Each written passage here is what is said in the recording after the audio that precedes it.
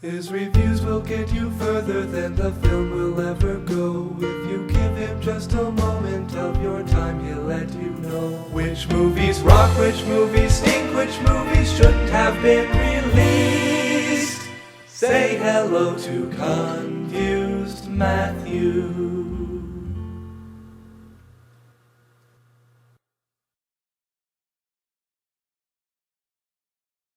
How hard is it to make a movie about aliens versus predators? The concept couldn't be simpler. This reminds me of all the terrible Sonic the Hedgehog games that have come out in recent years. It's a hedgehog that runs fast. How can you fuck that up? This movie is exactly the same as Alien vs. Predator, except there are more nameless human characters in this one, and believe it or not, they actually spend more time on all their backstories. Some woman just came from Iraq or something like that. Some kid is trying to get back with his girlfriend or something like that. It's actually really hard to keep it all straight, because after a scene has dealt with one of these characters, you completely forget about them, and when they come back again in another scene, you forgot that they've already been introduced.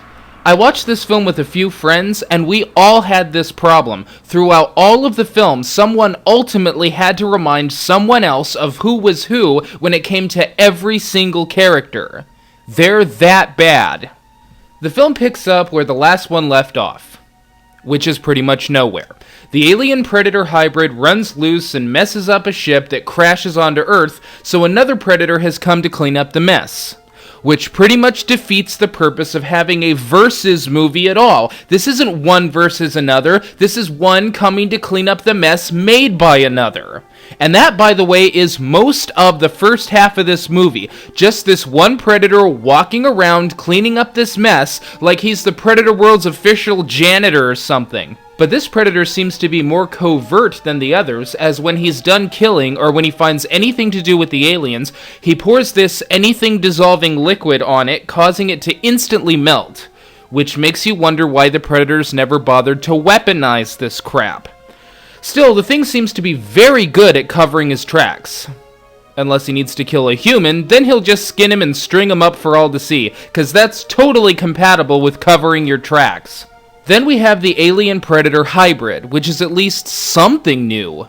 So what makes this alien different from all the rest? Well, aside from having the world's largest head and being able to French pregnant women, nothing. Okay, that's not completely true. The one new thing this thing can do is apparently spit aliens down a pregnant woman's throat, causing her to give birth to more aliens. But that just makes this thing a glorified face hugger. Is that the best idea they could come up with here? So with that one stupid exception, there is no difference between this and any other alien aside from aesthetics. What an absolute waste. The film has all the problems of its predecessor, from the lack of story, the awful human characters taking over most of the scenery, and the fights that are few and far between, as well as shot too close. But you know what really bothers me about both films? No one who is being attacked or chased by the monsters ever acts scared.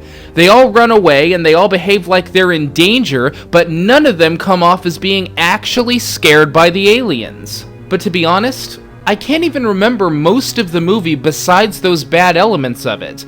I mean, I remember some things, but I can't remember if they were actual parts of the movie or just things my friends and I were making up to make fun of the movie, which we did throughout virtually all of it.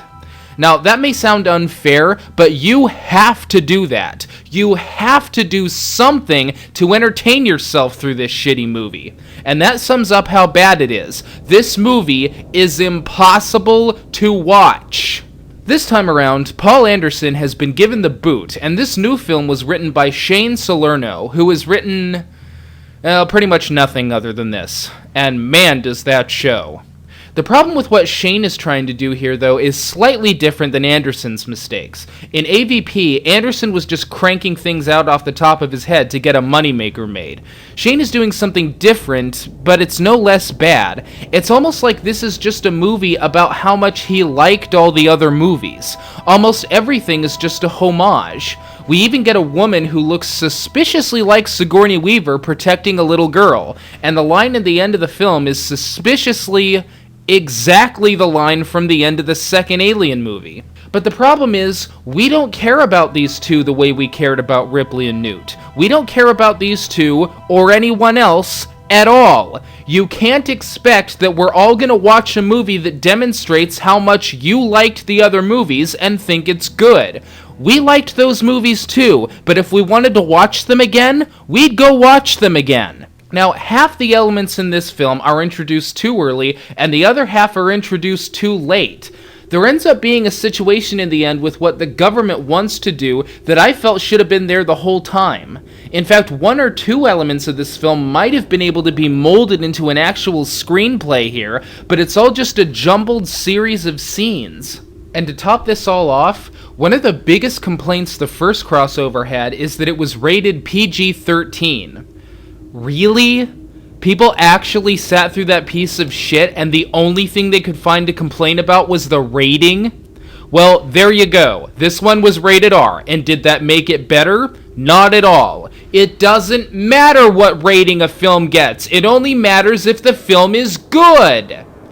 Now, as with my AVP review, this is shorter than I usually like my reviews to be, but I can only work with what the film gives me, and there isn't even enough of a film here to talk about. It's so awful that it's just as impossible to review as it is to watch. In fact, I challenge anyone to try to find a review for this movie that's longer than 5 minutes.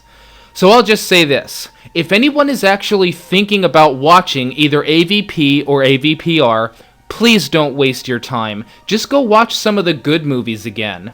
Hell, even the subpar and awful films in the franchise were better than this. Fade to black in the end.